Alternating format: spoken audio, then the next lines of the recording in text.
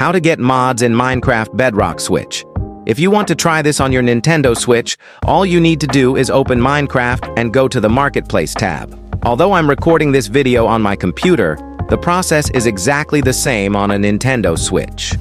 Once you open the Marketplace, you have the option to search for skin packs, worlds, textures, and more. By going to the Worlds tab, you can find a lot of add-ons that might modify your game in a way you like. Keep in mind that these are add-ons, not mods, and you need mine coins to activate them. The reason I'm showing you the official Minecraft Marketplace method is that it's quick and easy, and also because it's the only proper way to add mods to a Nintendo Switch.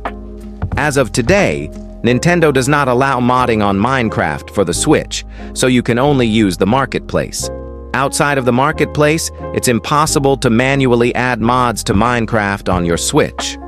The purpose of this video is not to spread misinformation, but to inform people that the Marketplace is the only way to get mods and add-ons on your Nintendo Switch. And if you liked the video, give it a like and subscribe.